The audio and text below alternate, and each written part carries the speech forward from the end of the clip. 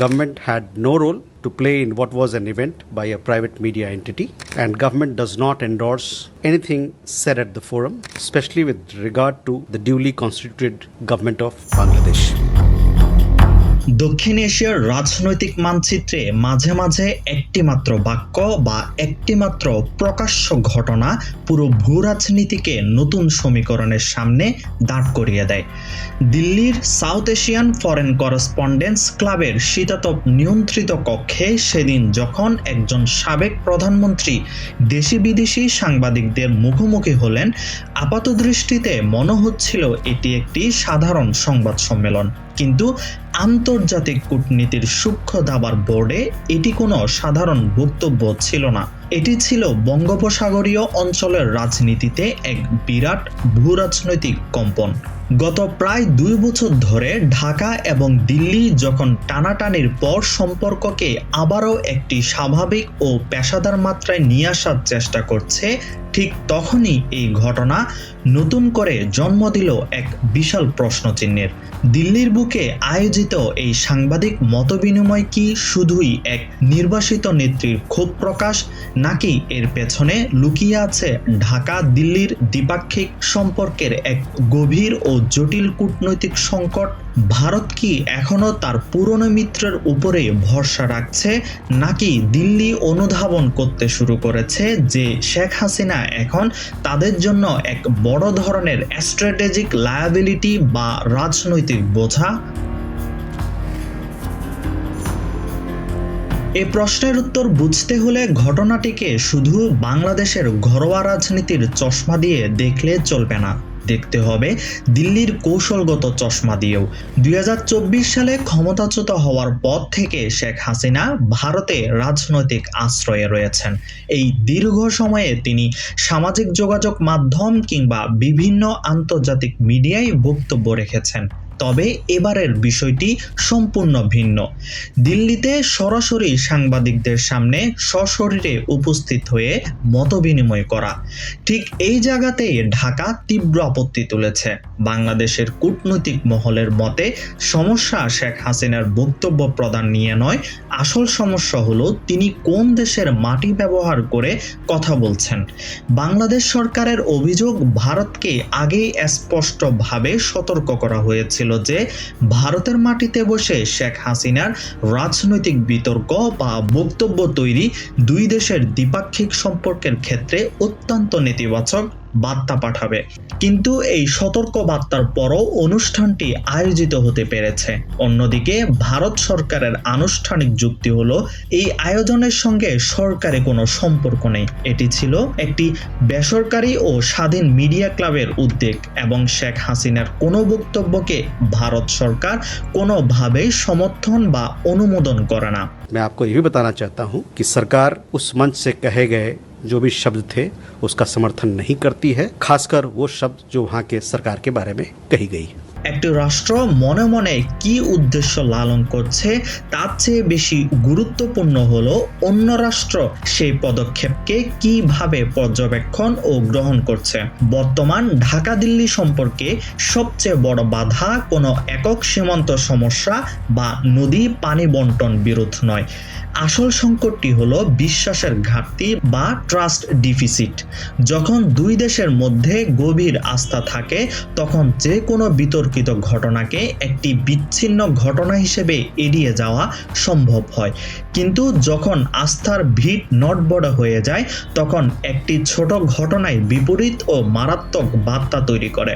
ঢাকার কূটনৈতিক ও রাজনৈতিক অঙ্গনে এখন প্রশ্ন উঠছে, দিল্লি কি আসলেই বাংলাদেশের নতুন রাজনৈতিক বাস্তবতা এবং জন আকাঙ্ক্ষাকে অন্তর থেকে গ্রহণ করতে পেরেছে? শেখ হাসিনা আর বাংলাদেশের সরকার প্রধান নন, দেশটির রাজনৈতিক পরিমণ্ডল আমূল বদলে গেছে। কিন্তু ভারতের বড় দ্বিধা হলো তারা কি অতীত রাজনৈতিক সম্পর্কের আবেগে আবদ্ধ থাকবে, নাকি বর্তমান বাস্তবতার সঙ্গে কৌশলগত নতুন বন্ধন তৈরি করবে। He is the people's person. and our Prime Minister is on the people. Our monitor, when two leaders meet, lot of problems are solved. ভারতের চোখে এক সময় শেখ হাসিনা ছিলেন ভারতের উত্তর পূর্বাঞ্চলীয় সেভেন সিস্টার্স রাজ্যের নিরাপত্তা নিশ্চিত করার এবং আঞ্চলিক ট্রানজিট ব্যবস্থার প্রধান চাবিকাঠি। দীর্ঘমেয়াদে সেই কৌশলগত অংশীদারত্ব ভারতের স্বার্থ রক্ষা করেছিল। কিন্তু 2024 সালের পরবর্তী নতুন রাজনৈতিক প্রেক্ষাপটে ভারতের পররাষ্ট্রনীতির সামনে এখন দুটি চরম বিপরীতমুখী বাস্তবতা। একদিকে দীর্ঘদিনের পুরনো সম্পর্ক ও ব্যক্তিগত জানাশোনা, অন্যদিকে কোটি কোটি মানুষের উদীয়মান নতুন বাংলাদেশ। ভারসাম্য রক্ষার এই কূটনৈতিক পরীক্ষায় ভারত কিছুটা হলেও সিদ্ধান্তহীনতায় ভুগছে বলে মনে করছেন আন্তর্জাতিক বিশ্লেষকরা। ভারত হয়তো রাতারাতি তাদের পুরনো মিত্রকে পুরোপুরি পরিত্যাগ করতে চাইছে না, কিন্তু একই সঙ্গে তারা বাংলাদেশের সঙ্গে নিজেদের দীর্ঘমেয়াদী সম্পর্ককে একজন ব্যক্তিকেন্দ্রিক রাজনীতিতে আটকে রাখতেও আগ্রহী নয়। কারণ ভারতের ভূ রাজনৈতিক ও অর্থনৈতিক স্বার্থ কেবল একটি রাজনৈতিক দলের উপর নির্ভর করে না। বাংলাদেশের ভৌগোলিক অবস্থান ভারতের উত্তর পূর্ব রাজ্যগুলোর সাথে যোগাযোগ একমাত্র অর্থনৈতিক করিডোর। বঙ্গোপসাগরের কৌশলগত প্রবেশদ্বার হিসেবে এবং দক্ষিণ এশিয়ার অন্যতম বৃহৎ অর্থনৈতিক বাজার হিসেবে বাংলাদেশের গুরুত্ব ভারতের কাছে অপরিহার্য। তদুপরি এই অঞ্চলে ভারত ও চীনের মধ্যকার চলমান ভূ রাজনৈতিক প্রতিযোগিতায় বাংলাদেশকে বাদ দিয়ে ভারতের কৌশলগত নকশা কোনোভাবেই সফল হতে পারে না। এই বাস্তবতায় শেখ হাসিনা এখন দিল্লির জন্য একটি কৌশলগত বোঝা বা স্ট্র্যাটেজিক লায়াবিলিটি হয়ে উঠছেন। এক সময় যে সম্পর্ক ভারতের বড় সম্পদ ছিল, বদলে যাওয়া পরিস্থিতিতে তা ধীরে ধীরে বড় ধরনের কূটনৈতিক ঝুঁকিতে পরিণত হচ্ছে। শেখ হাসিনা ভারতের মাটিতে বসে যত বেশি বাংলাদেশের অভ্যন্তরীণ রাজনীতি নিয়ে প্রতিক্রিয়া জানাবেন, বাংলাদেশের জনগণের মনে ততটাই স্পষ্ট ধারণা তৈরি হবে যে ভারত বুঝি বাংলাদেশের পরিবর্তনের বিরুদ্ধে অবস্থান নিয়েছে। আর এই জনমত যখন ভারতের বিরুদ্ধে চাঙ্গা হতে শুরু করে, তখন যে কোনো সরকারের পক্ষেই দ্বিপাক্ষিক সম্পর্ক স্বাভাবিক করা কঠিন হয়ে পড়ে।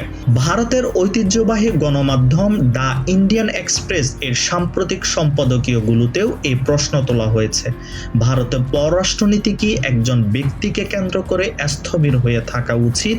ষড়যন্ত্রমূলক কাজকর্ম চালিয়ে যেতে থাকে এবং সেটা যদি ভারত সরকার এখনই বন্ধ না করে, এই মুহূর্তে বন্ধ না করে, তাহলে অবশ্যই সেটা বাংলাদেশের জনগণের জন্য একটা উদ্বেগের জায়গা তৈরি করে। তবে এই কূটনৈতিক উত্তেজনার অবহে ভারত থেকে এসেছে এক বিস্ময়কর ইঙ্গিত। সেপ্টেম্বর মাসে ভারতে অনুষ্ঠিত হতে যাওয়া ব্রিক্স শীর্ষ সম্মেলনে বাংলাদেশ সরকারের প্রধান উপদেষ্টা তারেক রহমানকে বিশেষ অতিথি হিসেবে আমন্ত্রণ জানিয়েছে নয়াদিল্লি।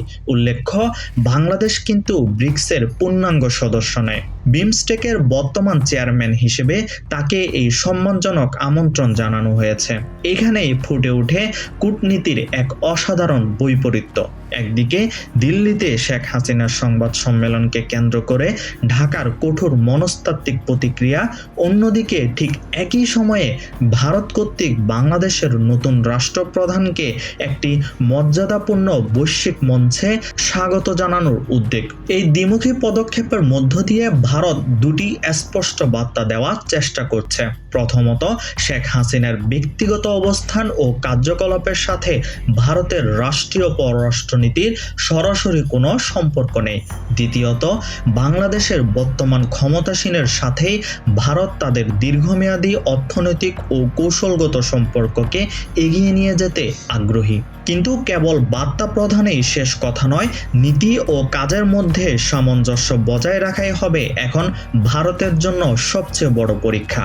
সেপ্টেম্বর মাসে ব্রিক্স সামিট হতে পারে দুই দেশের হিমশীতল বরফ গলানোর এক সুবর্ণ সুযোগ। বহুপাক্ষিক এই শীর্ষ সম্মেলনে যদি বাংলাদেশ ও ভারতের শীর্ষ নেতৃত্বের মধ্যে একটি ফলপ্রসূ দ্বিপাক্ষিক বৈঠক অনুষ্ঠিত হয়, তবে তা চলমান কূটনৈতিক টানাপোড়েন নিরসনে এক নতুন ডিপ্লোম্যাটিক রিসেট বোতাম হিসেবে কাজ করতে পারে। তবে যদি শেখ হাসিনা ইস্যুকে কেন্দ্র করে ঢাকা দিল্লির মধ্যকার দূরত্ব ও অবিশ্বাস বাড়তেই থাকে তবে তা দিন শেষে কোনো দেশের জন্যই শুভ ফল বয়ে আনবে না। বঙ্গোপসাগর, দক্ষিণ এশিয়া এবং ইন্দো প্যাসিফিক অঞ্চলে যে বৃহৎ পরাশক্তিগুলো নিজেদের ভূরাজনৈতিক প্রভাব বিস্তার করতে ছক কষছে, দুই প্রতিবেশীর এই কৌশলগত দূরত্ব কেবল সেই তৃতীয় শক্তিগুলোর জন্যই লাভের ফসল ঘরে তোলার সুযোগ করে দেবে। তাই দিল্লির সেই সাংবাদিক সম্মেলনকে একেবারে ছোট কোনো বিচ্ছিন্ন ঘটনা হিসেবে দেখার সুযোগ নেই। এটি হয়তো ঢাকা ও দিল্লির কূটনীতিতে এক নতুন এবং অত্যন্ত জটিল অধ্যায়ের সূচনা করলো, যার উপর নির্ভর করছে আগামী দিনের দক্ষিণ এশিয়ার শক্তির ভারসাম্য।